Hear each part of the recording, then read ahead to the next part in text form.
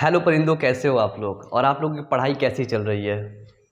मुझे पता है मानव स्वास्थ्य एवं रोग, ह्यूमन हेल्थ एंड डिजीज़ आप लोगों को बहुत अच्छे तरीके से समझ में आ रहा होगा, क्योंकि मैं उतने अच्छे तरीके से समझा ही रहा हूँ। जब उतने अच्छे तरीके से समझाऊंगा तो बताओ समझ में आएगा ना। बिल्कुल सारा कुछ आप लोगों को क्लियर हो रहा होगा ह्यूमन हेल्थ एंड डिजीज़ में। और अभी तक तुम लोगों ने ह्यूमन हेल्थ एंड डिजीज़ के 3 पार्ट कवर कर चुके हो। कितने पार्ट? 3 पार्ट, यानी कि भाग 3 तक उसके कवर कर चुके हो। देखो बता दें, ठीक है, सबसे कम आप लोग रिस्पॉन्स करते हो, ठीक है। अभी भाग 2 में 70 लोग ही खाली देख पाए हैं। 70 लोग में देखो क्या बड़ी बात है, 70 लोग में सिर्फ 5 लोग लाइक किए हैं। गजब की बात है। मतलब 70 लोग, इतने बच्चे ऐसे हैं कि 70 लोग में सिर्फ 5 बच्चे सीरियस है पढ़ने के लिए, है ना। कम से कम भैया कुछ नहीं देते हो, फीस वीस तो देते नहीं तुम लोग। इसका मतलब लाइक ही कर दिया करो वीडियो को, तो वो भी आप लोगों से नहीं होता है। तो फिर क्या होता है बताओ। अगर फीस दो हमको तो चलो ठीक है, हमको फीस दे रहे हो भैया, कोई बात नहीं, लाइक करो चाहे डिसलाइक कर दो। या तो लाइक करके जाया करो या तो डिसलाइक करके जाया करो, साफ से बता दे रहे हैं, ठीक है। कुछ कुछ करके जाओ, या तो लाइक कर दो या तो डिसलाइक कर दो। लाइक ना कर, ना मानो, ना अच्छा लगे तो मत करना, डिसलाइक कर देना, चैनल को ना अनसब्सक्राइब कर देना, कभी भूल के भी मत आना, ठीक है, यदि वीडियोज़ ना अच्छे लगे तो। लेकिन ये थोड़ा गलत लग रहा है, देख रहे हो 70 लोग में 5 लोग ही खाली लाइक किए। देखिए मैं आपको डैश उसमें दिखा देता हूँ, ये देखिए 70 लोग में खाली 5 लोग। आप लोग क्या मतलब, क्या मेंटेलिटी है आप लोगों की, ठीक है। और तो बहुत कुछ है कि आप लोग तो सब्सक्राइब वगैरह तो कभी कुछ करते नहीं, सब एनालिटिक में सब पता चल जाता है बच्चे, ठीक है। तो चलिए भाग 3 तक आप लोग क्लियर कर चुके हैं। किसका? मानव स्वास्थ्य एवं रोग का भाग 3। तो आज हम लोग पढ़ने वाले हैं भाग 4। किसके बारे में? भाग 4 के बारे में, ठीक है।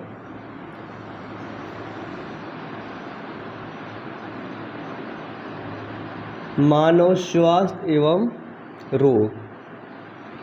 तो देखो आपको बता दें, मानव स्वास्थ्य एवं रोग, ह्यूमन हेल्थ एंड डिजीज के जितने भी भाग हैं, 3 भाग, उनको मैं कहता हूं, मैं अपनी तरफ से हाथ जोड़कर कहता हूं कि उनको 2 बार जरूर देखना। एक बार तुम देखे नोट्स बनाने के उद्देश्य से, एक बार देखना समझने के उद्देश्य से, एक बार देखना पढ़ने के उद्देश्य से। क्योंकि ये चैप्टर कहीं ना कहीं हमारी और आपकी ज़िंदगी से रिलेट करता है, ठीक है। अब जो भी चैप्टर हमारी ज़िंदगी से कोरिलेट करता हो, हमारी ज़िंदगी से मिलता जुलता हो, उसे पढ़ना चाहिए ना। क्योंकि उसमें कुछ ऐसी चीज़ें हैं जो हमारी ज़िंदगी में कहीं पर भी काम आ सकती हैं। तो यार वो तो हमारा मतलब कि हमारी मजबूरी बन जाती है उसको पढ़ना। लेकिन ये चैप्टर को मजबूरी नहीं बना रहे, इतने बच्चे बेस्ट वे में पढ़ा रहे हैं ताकि पूरा सारा कुछ आपको क्लियर होता चले, ठीक है। चलिए आज हम लोग क्या पढ़ेंगे? आज हम लोग पढ़ेंगे प्रतिरक्षा के बारे में, यानी कि इम्यूनिटी के बारे में, ठीक है। प्रतिरक्षा के बारे में यानी कि इम्यूनिटी। प्रति का मतलब क्या होता है? किसी दूसरे से। रक्षा मतलब रक्षा प्रदान करना, यानी कि कहना चाहता है कि प्रतिरक्षा यानी कि किसी दूसरे पार्टिकल से या किसी दूसरी चीज से रक्षा प्रदान करना। अब ये प्रतिरक्षा मानव स्वास्थ्य एवं रोग में पढ़ रहे हैं। रोग मानव, यानी कि मानव के अंदर एक प्रतिरक्षा होती है। प्रति मतलब दूसरे के प्रति, रक्षा मतलब रक्षा करना। हमारे शरीर में कुछ ऐसा पाया जाता है जो मनुष्य के आर्गन को छोड़ करके कोई दूसरे बैक्टीरिया, कोई दूसरे वायरसेस, कोई दूसरे प्रोटोजोआ, फंजाई, ये सब अटैक करते हैं तो उसके प्रति एक इम्यूनिटी होती है, वो उसको मार देती है। देखो इसको ऐसे समझो, सपोज दैट आप जिस एरिया में रहते हैं वहाँ बहुत ढेर सारे चोर हैं और सरकार ने सभी को एक एक पहलवान दी है। क्या दिए?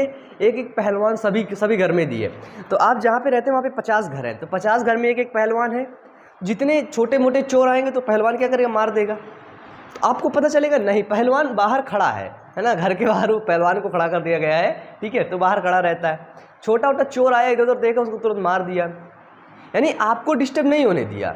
यानी कि इम्यूनिटी, प्रतिरक्षा ठीक ऐसे ही है ना। हमारे बॉडी में कई ढेर सारे मतलब कि बॉडी बिल्डर, पहलवान लोग खड़े रहते हैं, ठीक है, जिसको हम लोग बोलते हैं प्रतिरक्षा तंत्र के अंतर्गत वो लोग आते हैं।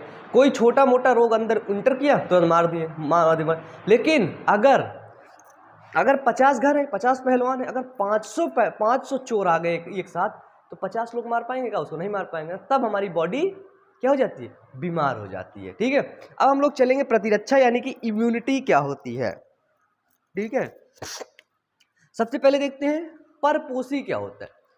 परपोषी जिसको हम लोग होस्ट बोलते हैं, ठीक है, परपोषी के शरीर में ही क्या होता है, परपोषी जिसको हम लोग बायोलॉजिकल भाषा में इसको होस्ट बोला जाता है। क्या बोला जाता है, होस्ट, ठीक है, यानी कि आप होस्ट हैं, किसी जीव के ठहरने का स्थान हो तुम, ठीक है। जैसे हम लोग कहीं बाहर जाते हैं कहाँ रुकते हैं, ऑब्वियसली होटल में रुकते हैं, है ना। खाना खाना होता है कहाँ जाते हैं, होटल में जाते हैं, रेस्टोरेंट में जाते हैं, ढाबा में जाते हैं। इसी तरह बैक्टीरिया अगर आएगा, प्रकृति से बाहर आएगा तो किधर जाएगा, मनुष्य की कोशिका के अंदर घुसेगा ऑब्वियसली। परपोषी क्या होता है, जिनके शरीर में किसी परजीवी का अभाव तथा पोषण मिलता हो, ठीक है। जिनके परपोषी क्या होते हैं, जिनके शरीर में किसी परपोषी का, जिनके शरीर में किसी परपोषी जीव का आश्रय व पोषण मिले, ठीक है। यहाँ पे क्या लिखेंगे, परपोषी क्या होते हैं, जिनके शरीर में, लिखिए, जिनके शरीर में जीव को आश्रय व पोषण मिले,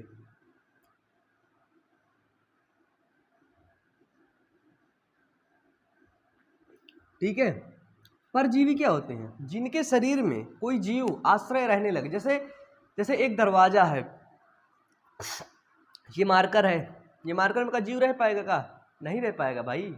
हमारे शरीर में रह पाएगा, नहीं रह पाएगा, रह पाएगा चाचा, हमारे शरीर में तो रह पाएगा। तो देखो, परपोषी प्रतिरक्षा क्या होती है कि परपोषी की रोगाणुओं से लड़ने की क्षमता, परपोषी की रोगाणुओं से लड़ने की क्षमता, रोगाणुओं से लड़ने की क्षमता जो उसे प्रतिरक्षा तंत्र से प्राप्त होती है, ठीक है। परपोषी की रोगाणुओं से लड़ने की क्षमता जो उसे कहां से प्राप्त होती है, जो उसे प्रतिरक्षा तंत्र से प्राप्त होती है। किधर से, प्रतिरक्षा तंत्र से, जो उसे प्रतिरक्षा तंत्र से प्राप्त होती है, ठीक है, जो उसे प्रतिरक्षा तंत्र से प्राप्त होती है, प्रतिरक्षा कहलाती है, उसे प्रतिरक्षा कहते हैं।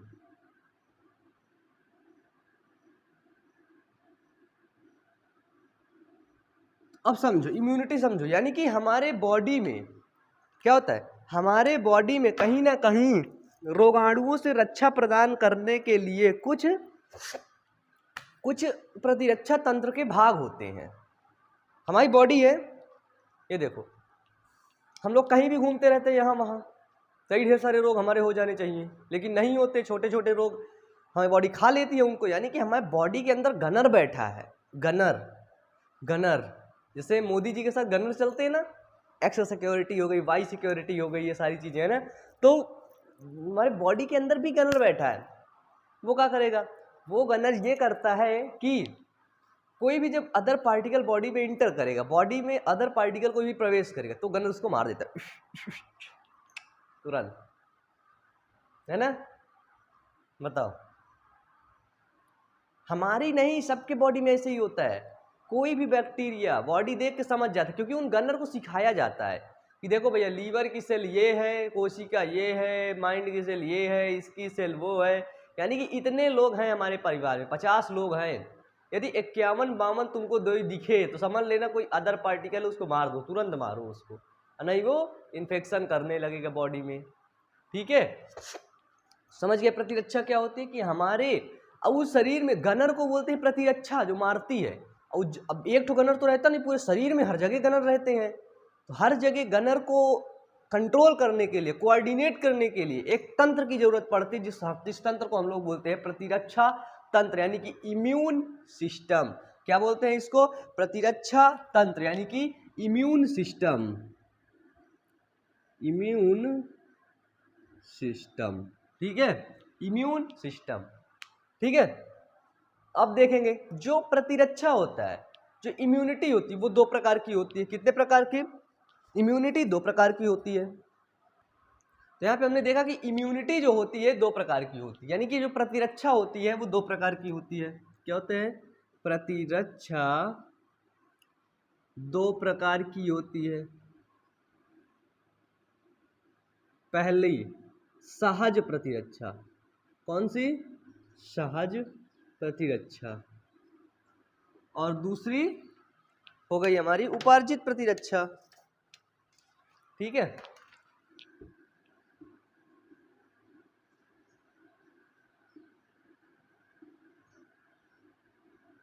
सहज प्रतिरक्षा और उपार्जित प्रतिरक्षा, इसको बोलते हैं इन्नेट इम्यूनिटी, इसको बोला हमने इन्नेट इम्यूनिटी, इसको बोला एडॉप्टिव।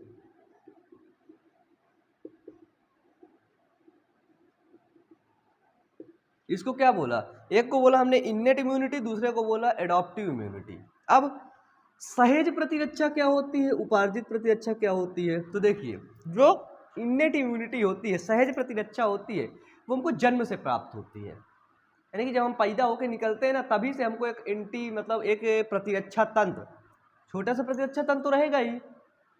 जब जन्म से हम जन्म होता है हमारा, 9 महीने के बाद जब हम लोग बाहर निकलते हैं है ना, तो क्या हंस कह रहे हो भाई, बहुत हंसी आ रही है, पीटे जाओगे ना।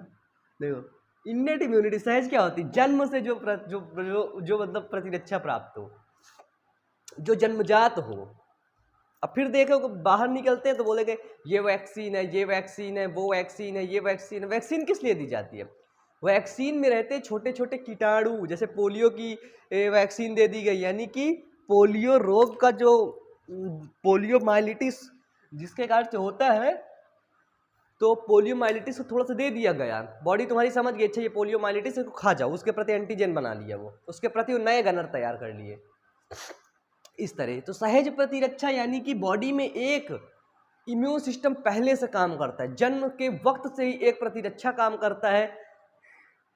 सिस्टम ऑन कर दो फिर जाओ। ठीक है, तो क्या होता है कि एक प्रतिरक्षा हमारे जन्म से ही काम करने लगता है, मतलब जन्मजात होता है, अनुवांशिक होता है, उसको हम लोग बोलते हैं सहज प्रतिरक्षा। उपार्जित प्रतिरक्षा यानी कि एडॉप्टिव, एडॉप्ट करना, बाद में उसको एडॉप्ट होती है प्रतिरक्षा को, उसको बोलते हैं एडॉप्टिव प्रतिरक्षा तंत्र। ठीक है, चलो सहज प्रतिरक्षा क्या होती है, यह एक अविशिष्ट रक्षा प्रणाली है तथा यह जन्म से रहती है। सहज प्रतिरक्षा में लिखो यह एक अविशिष्ट प्रणाली है, यह एक अविशिष्ट रक्षा प्रणाली है। ठीक है, अविशिष्ट रक्षा प्रणाली है जो जन्म के साथ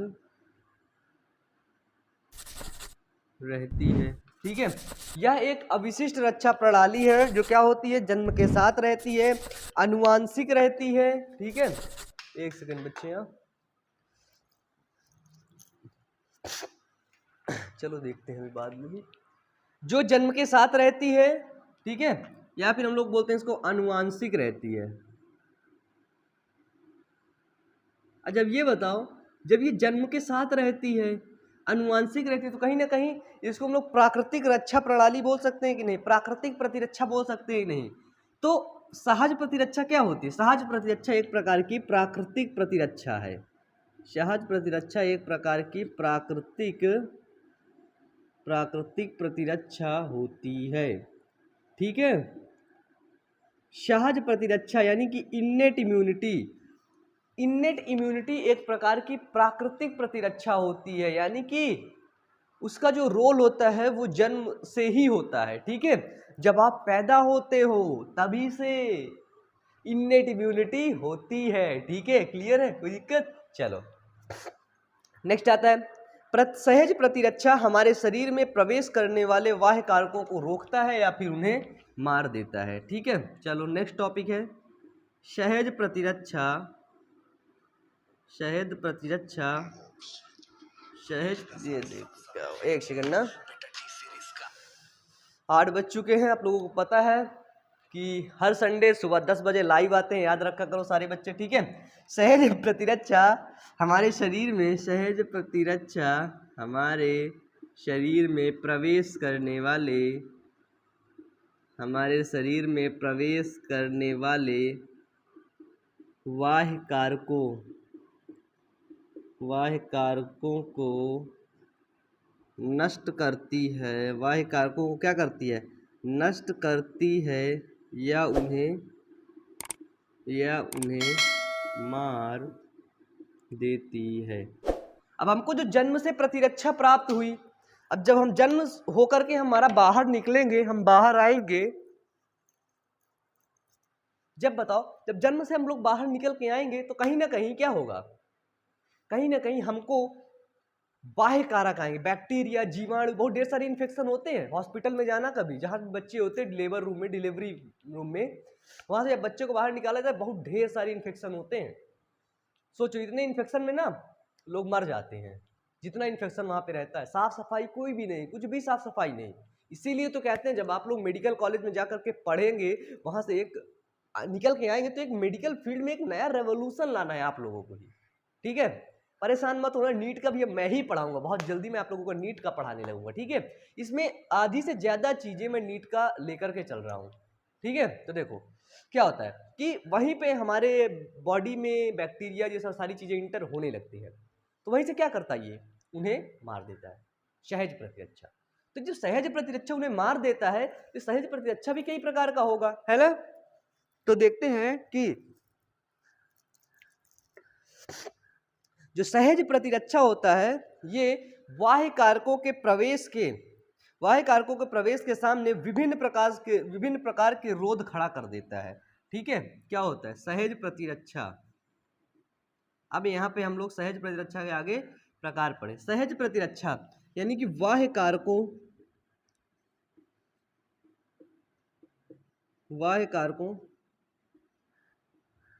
फॉरेन एजेंट, बाह्य कारकों के सामने विभिन्न अवरोध खड़ा कर देता है,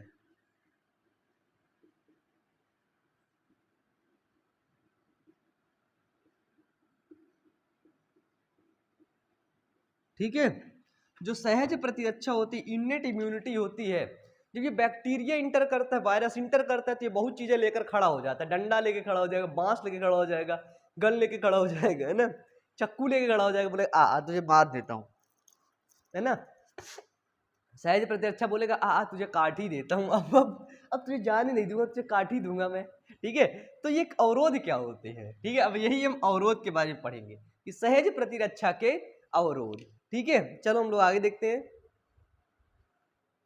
तो चलो सभी लोग तुरंत लाइक करो, इसको तुरंत लिखो, जल्दी लिखो, तुरंत मिटा रहा हूँ इसको मैं अब, ठीक है।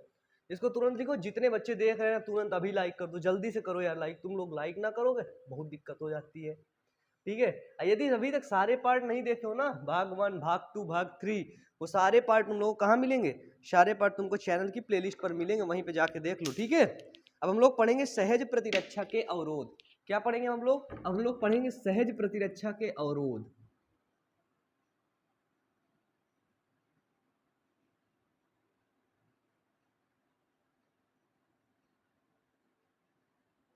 जो हमारी सहज प्रतिरक्षा होती है, इन्नेट इम्यूनिटी होती है, वो किस प्रकार के अवरोध लेकर के बाह्य कारकों के सामने खड़ी कर देती है, वो पढ़ेंगे।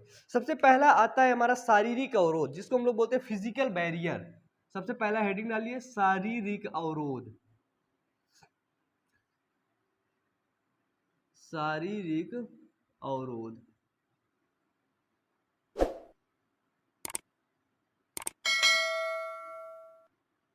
फिजिकल बैरियर क्या होता है, फिजिकल बैरियर, शारीरिक अवरोध हमको कैसे वो करती है। अब पहले ये बताओ, शारीरिक, बैक्टीरिया आया, सपोज दैट, समझना, बैक्टीरिया आया मेरे यहाँ पे खड़ा हो गया इस जगह, ये ऊपर क्या है, स्किन है। स्किन क्या करती है, स्वेट्स निकालती है, पसीना निकालती है, फिर स्किन की एक कवर होती है, डेंस कवरिंग होती है, जिसके कारण से बैक्टीरिया अंदर घुस नहीं पाता है। यदि स्किन को हटा दिया जाए तो क्या होगा, इन्फेक्शन बहुत हो जाएगा, अंदर अंदर बहुत ज्यादा मात्रा में इन्फेक्शन होगा कि नहीं बताओ। तो शरीर में कुछ शारीरिक अवरोध है, बैक्टीरिया घुसने, बैक्टीरिया उड़ के ऐसे आ रहा था, उड़ उड़ के ऐसे आया, ऐसे मेरे यहाँ पे लड़ गया, यहाँ पे लड़ गया, स्किन मिली, तोड़ दी मुंह उसका, चला गया, नीचे गिर गया। फिर बैक्टीरिया आया, फिर यहाँ लड़ गया, फिर उसको स्किन मिली, तोड़ दी, मुंह नीचे चला गया। तो देखो इसमें क्या होता है, इसमें सबसे प्रमुख त्वचा है, शारीरिक अवरोध में सबसे प्रमुख त्वचा है, जो किसी भी बाह्य कारकों को शरीर में प्रवेश करने से रोकता है। इसमें, ठीक है, इसमें सबसे प्रमुख त्वचा है, इसमें क्या है, इसमें सबसे प्रमुख त्वचा है जो बाह्य कारकों को, सबसे प्रमुख त्वचा है जो बाह्य कारकों को शरीर में प्रवेश से रोकता है, कारकों को शरीर में प्रवेश से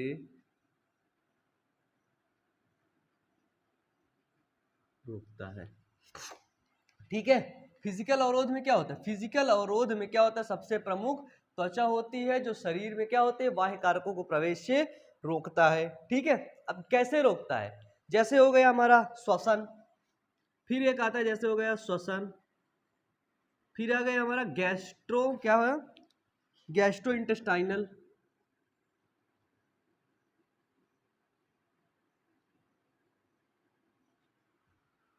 गैस्ट्रो इंटेस्टाइनल, यूरोजेनाइटल,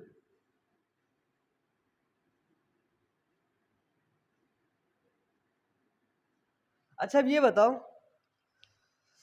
कुछ ट्रैक जैसे पूरे शरीर में तुम्हारी स्किन है नहीं, देखो नाक के पास खुला है, मुंह के पास खुला है, जेनाइटल पार्ट में खुला होता है, यानी कुछ भी अंदर जा सकता है, यहाँ से वहां से जेनाइटल पार्ट सब अंदर जा सकता है ना? तो यहाँ पर भी कुछ प्रतिरक्षा होगी। अब सपोज दैट बैक्टीरिया आया, यहाँ लड़ा, त्वचा में गिर गया, मर गया, बता रहा हूँ मरता नहीं है, ठीक है। अब यहाँ जैसे घुस गया अंदर, तो बताओ क्या कर लोगे? जेनाइटल पार्ट से अंदर चला गया, क्या कर लोगे? मुंह से अंदर चला, क्या कर लोगे?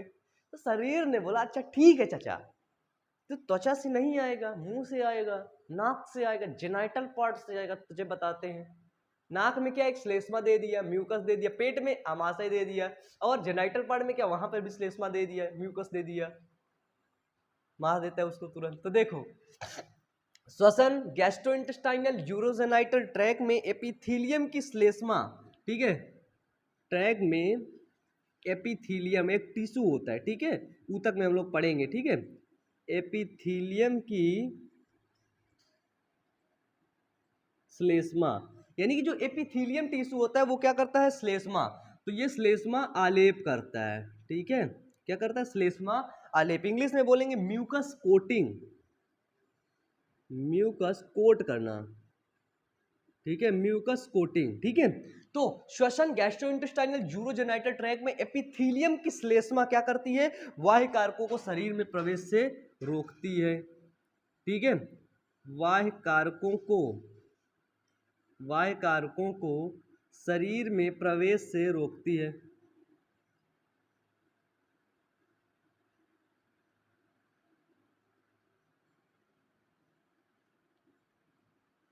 आप समझ सकते हो यहाँ पे शारीरिक अवरोध यानी कि फिजिकल बैरियर किस प्रकार से हमारा काम करता है, ये तुम लोग बिल्कुल अच्छे तरीके से समझ गए होगे।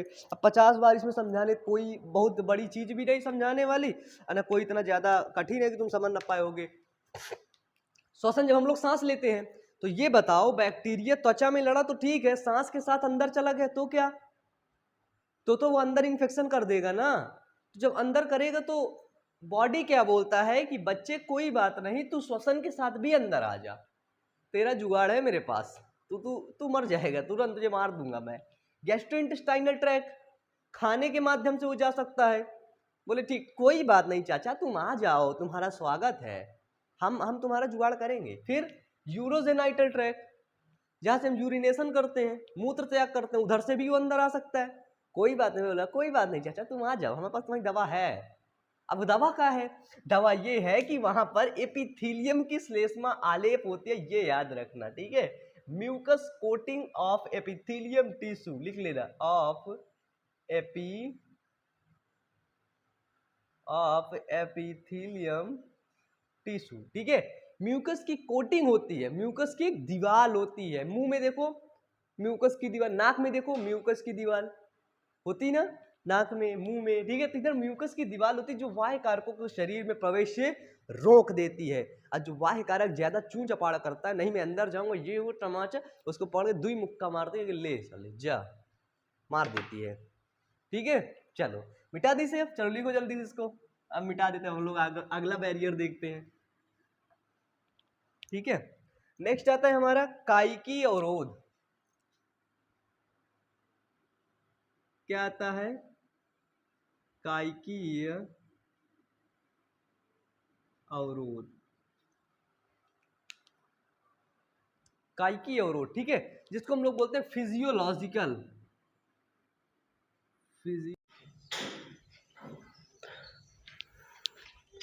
तो चलिए बच्चों, जैसा यहाँ पर हम लोग देख रहे थे कायिक अवरोध, जिसको बोलते हैं फिजियोलॉजिकल बैरियर।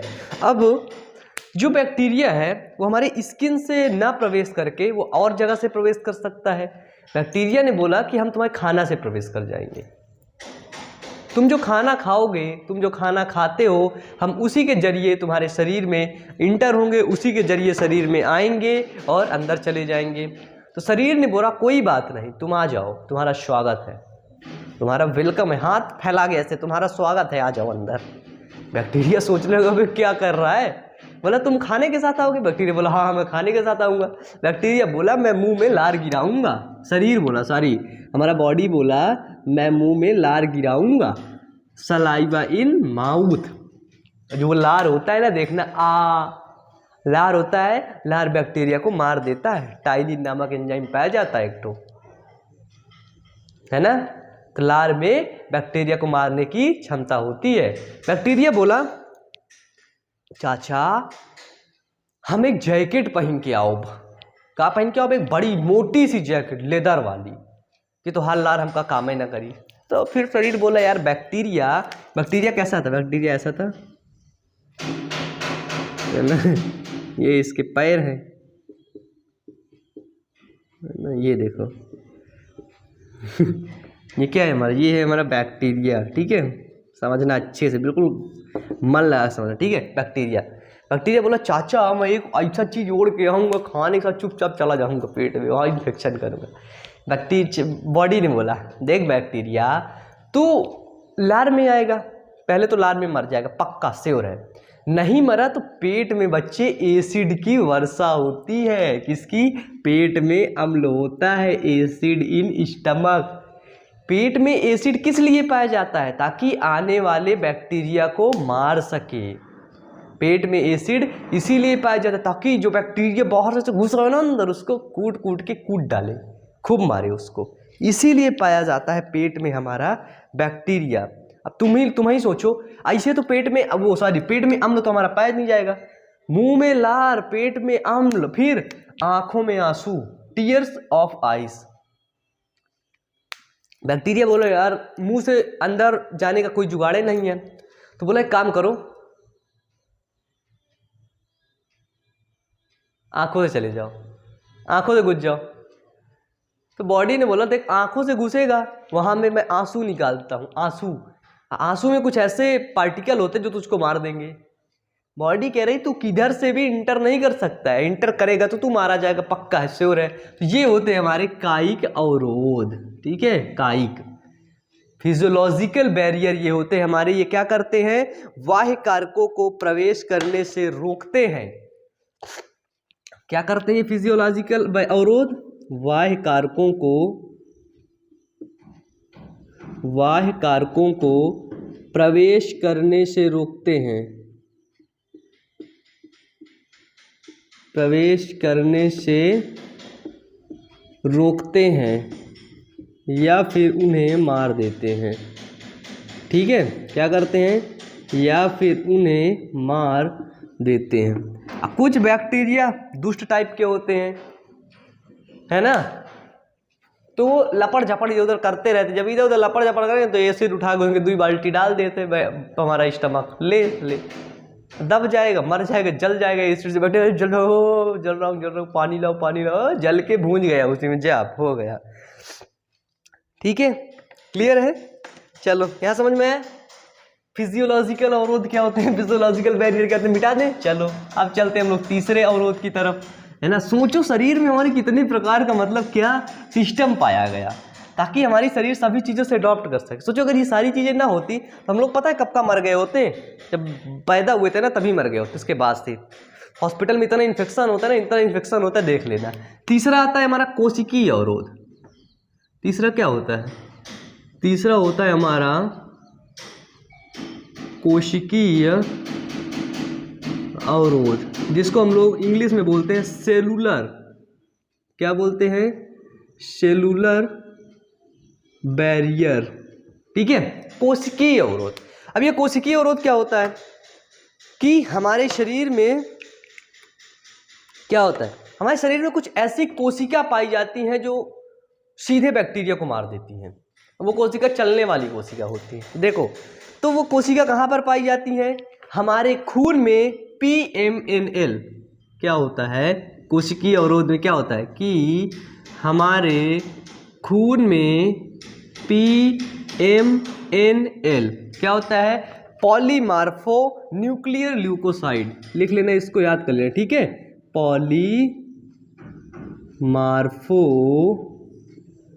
न्यूक्लियर, है ना, पॉलीमार्फो न्यूक्लियर लिम्फोसाइड, इसको ब्लैक से लिखता हूं मैं, ठीक है।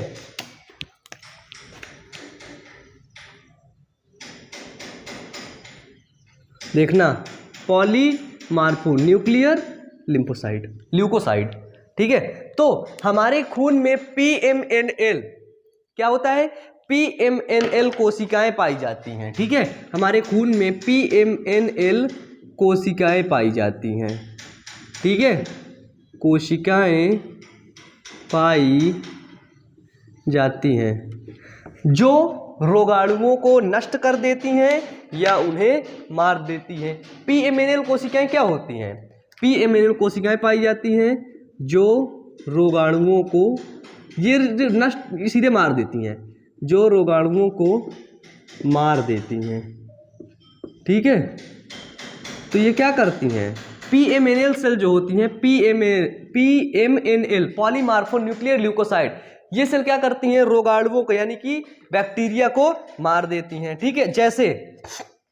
जैसे PMNL सेल कौन सी होती है, पूछा जाता है, बहुविकल्पीय में पूछा जाता है, ऑब्जेक्टिव में। नीट का प्यारा सा क्वेश्चन है यही, नीट में 1-2 बार आया था, है ना, एग्जैक्ट तो याद नहीं है कब कब है आया था, ठीक है। तो देखो, जैसे हो गया हमारा WBC हो गया, जिसको हम लोग ल्यूकोसाइड बोलते हैं, ठीक है। इसके बाद हो गया हमारा मोनोसाइड हो गया, ठीक है। क्या हो गया, WBC हो गया, मोनोसाइट्स हो गया, ठीक है। ये क्या करते हैं, ये डिस्ट्रॉय करती हैं,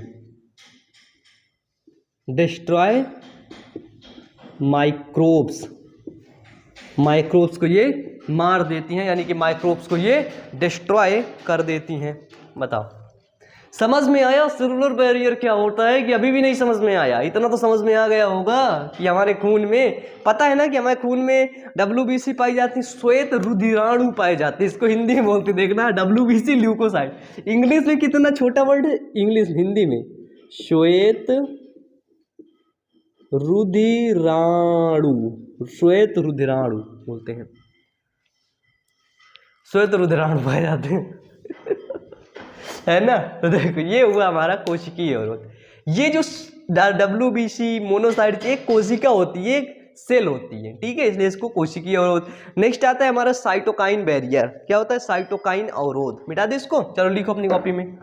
चौथा नंबर आता है साइटोकाइन बैरियर, यानी कि साइटोकाइन अवरोध, ठीक है। चलो हेडिंग डालो, नंबर 4।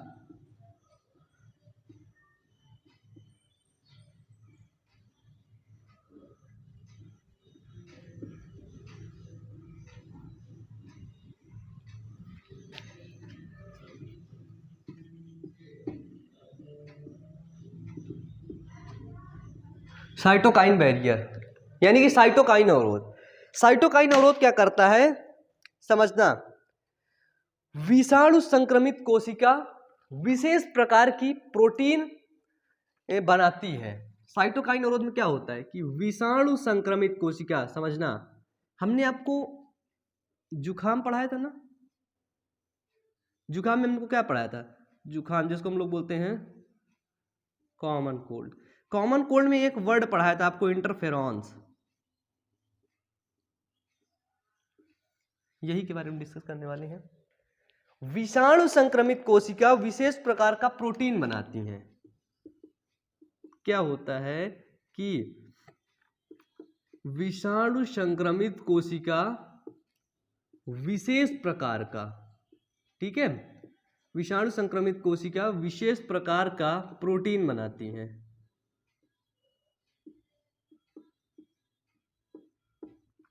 ठीक है। विषाणु संक्रमित कोशिका विशेष प्रकार का प्रोटीन बनाती हैं जिन्हें इंटरफेरॉन्स कहते हैं। जिन्हें क्या कहते हैं? जिन्हें इंटरफेरॉन्स कहते हैं। समझ गए हो भैया कि विषाणु संक्रमित कोशिका एक विशेष प्रकार का प्रोटीन बनाती है जिन्हें इंटरफेरॉन्स कहते हैं, जो आसपास की कोशिका को जो क्या करती हैं? जो आसपास की कोशिका को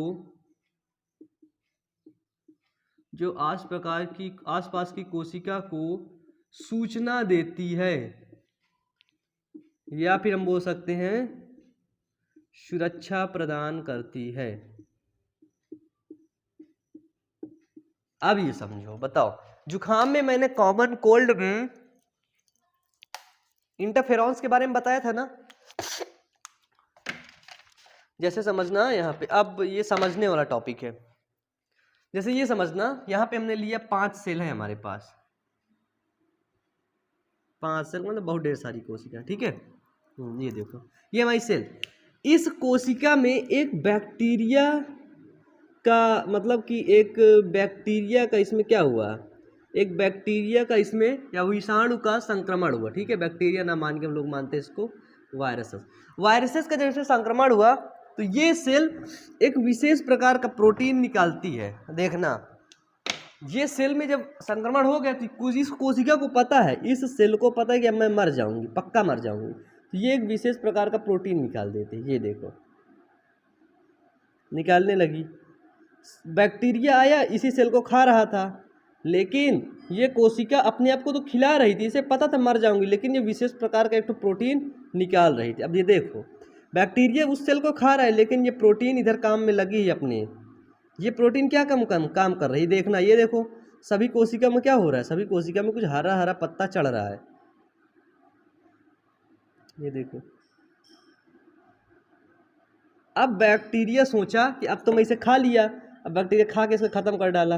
ये देखो, अब ये जो बैक्टीरिया है इतने में फैला था, ये जो किनारे में हरा हरा इस कोशिका ने कर गई, इसको बोलते हैं इंटरफेरॉन्स। इंटरफेरॉन्स यानी कि ये कोशिका इनको बता दी कि बैक्टीरिया, वायरस, विषाणु का संक्रमण हो गया है, अब तुम लोग सुधर जाओ। तो ये सब लोग इंटरफेरॉन से अपने आप को ढक लेती है। बैक्टीरिया इसमें गया, लड़ गया, मार दी, फिर इसमें गया, कोई जुगाड़ नहीं, इसमें गया, कोई जुगाड़, इसमें कोई जुगाड़ नहीं, इसमें कोई जुगाड़ नहीं, मतलब बैक्टीरिया क्या हुआ, अंत में बैक्टीरिया यहाँ पे आकर के बाहर निकल गया। वो देखो चला गया, वो देखो चल, सारे बैक्टीरिया मिलके वो चले गए, है ना। ये क्या है, ये एग्जिट पॉइंट है, एग्जिट पॉइंट, चले गए। अब तो समझ गए कि यहाँ कोई जुगाड़ नहीं है खाने पीने का, तो क्या कि वो लोग चले गए, ठीक है, चले गए। तो चलो हम लोग भी आगे चलते हैं, चले आगे, चलो इसको मिटा लो सभी बच्चे, लिख लिया अपनी कॉपी में, मिटा दें इसको, चलो मिटाते हैं हम लोग, फिर आगे चलते हैं, ठीक है। ये हुआ हमारा साइटोकाइन बैरियर, है ना। ये इंटरफेरॉन्स एक विशेष प्रकार का क्या होता है, विशेष प्रकार की हम समझ लेते हैं, है ना, सुरक्षा प्रणाली में काम करता है हमारा, ठीक है। चलो नेक्स्ट आता है हमारा इन्फ्लामेटरी रिस्पॉन्स, ठीक है। प्रदाह अवरोध, है ना, क्या होता है प्रदाह अवरोध, समझना, प्रदाह अवरोध, जिसको हम लोग बोलते हैं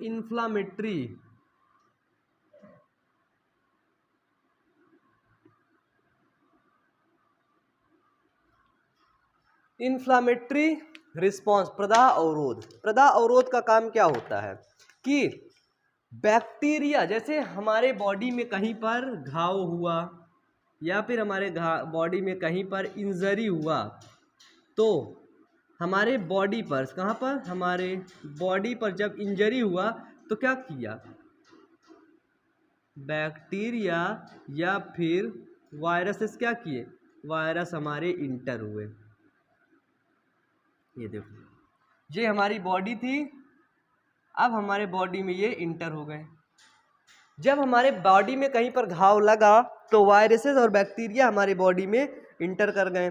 अब क्या करेगा, जब बैक्टीरिया हमारी बॉडी में इंटर करेगा तो हमारी बॉडी की सेल को ये बैक्टीरिया क्या करेगा, ये डैमेज करेगा, ये डैमेज करेगा या फिर उनको किल करेगा। और जब बैक्टीरिया या वायरस हमारे बॉडी की सेल को किल करेगा तो हमारे बॉडी की सेल को किल करेगा या फिर डैमेज करेगा। जो सेल बचेंगी यानी कि डैमेज सेल, यानी कि जो जैसे ये नहीं होता, जैसे फौज में लड़ाई होती है जब एक से दूसरे से, तो जब एक सैनिक अगर बच जाता है थोड़ा सा भी, मतलब अधमरा बोलते हैं उसको, जब वो अधमरा होता है तो क्या करता है वो अपने बटालियन को बुलाने के लिए, अपने बड़ी बटालियन को बुलाने के लिए क्या करता है, प्रयास करता है, कॉल करता है। तो यही डैमेज सेल क्या करती हैं, डैमेज सेल मास्ट सेल को इंफॉर्मेशन देती है। किसको, मास्ट सेल को। डैमेज सेल क्या करती हैं, मास्ट सेल को क्या करती है, बताती हैं। क्या बताती हैं कि हमारे एरिए में, हमारे बस्ती में बैक्टीरिया विषाणु का संक्रमण हो गया, कोई आया है जो हमें मार रहा है। फिर ये मास्ट सेल रिलीज करती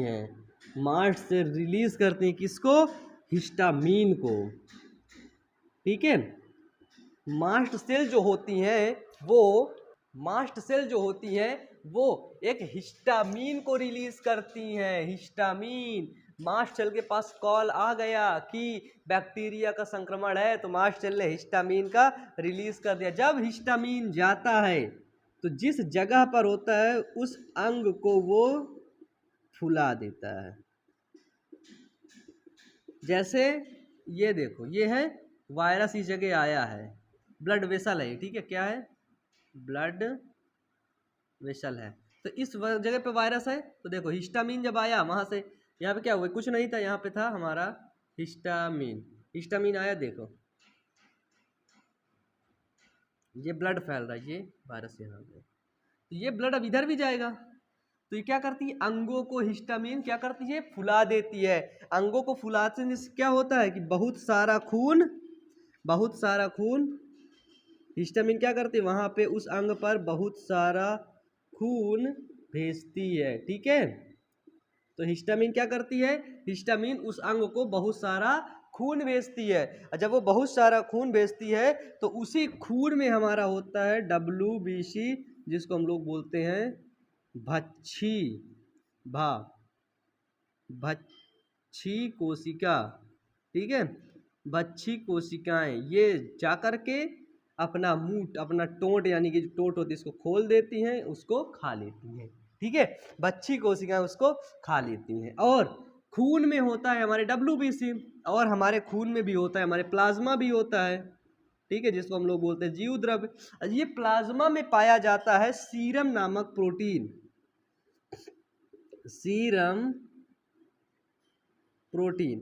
ठीक है, हमारे प्लाज्मा में सीरम प्रोटीन पाया जाता है। और ये सीरम प्रोटीन क्या करता है, ये सीरम प्रोटीन बैक्टीरिया के कार्य को निष्क्रिय कर देता है। बैक्टीरिया के कार्य को, सीरम प्रोटीन जो होती है वो बैक्टीरिया के कार्य को निष्क्रिय कर देता है। ठीक है, जब सीरम प्रोटीन बैक्टीरिया के कार्य को निष्क्रिय कर देगा तो WBC भक्षी सेल उसे खा जाएंगी। बताओ, इन्फ्लामेटरी रिस्पॉन्स समझ में आया ना, इन्फ्लामेटरी प्रदावरोध यानी कि तुरंत उसका एक्शन ले लेना। सपोज दैट पता चल गया कि हमारे एरिया में आग लग गई है, तुरंत आपने फायर ब्रिगेड को फोन किया, फायर ब्रिगेड, आग बुझाने वाले बोलो फायर ब्रिगेड। ठीक है, फायर ब्रिगेड को फोन किया, ब्रिगेडियर बोला ठीक है हम आ रहे हैं, बस तुरंत वो हु करते तुरंत पहुंच आया। इसी तरह क्या होता है, बॉडी में जब किसी घाव पे या इंजरी होती है वहां से बैक्टीरिया व वायरस इंटर कर देता है, हमारी कोशिका को किल करता है या फिर डैमेज करने लगता है, तो डैमेज कोशिका फोन करती है मास्ट सेल के पास। मास्ट सेल सूचना को ले आती है, मास्ट सेल तुरंत रिलीज कर देती है हिस्टामीन, यानी कि फायर ब्रिगेड की गाड़ी को भेज दो। जब वो गाड़ी ऐसे जाती है तो उस जगह को वो फुला देती है और बहुत सारा वहाँ पे खून भेजने लगती है। खून में हमारा WBC होता है, WBC और प्लाज्मा होता है, प्लाज्मा में सीरम प्रोटीन होता है, भक्षी कोशिकाएं पाई जाती है जो सारा कुछ मिल करके उसको खा जाती हैं, उसको कहीं का नहीं छोड़ती हैं।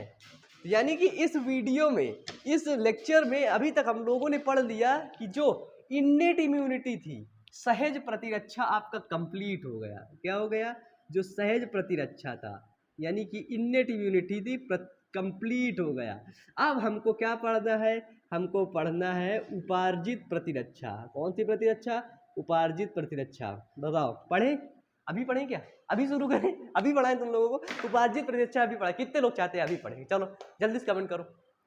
सभी लोगों को बता दें, बायो अमन मोटिवेशन, अगर मोटिवेशन की जरूरत पड़े तो सिर्फ और सिर्फ बायो अमन मोटिवेशन, और यदि आपको यूट्यूबर बनना है तो आप सिर्फ और सिर्फ बायो अमन टेक को देखिए। किसको? बायो अमन टेक को। ठीक है,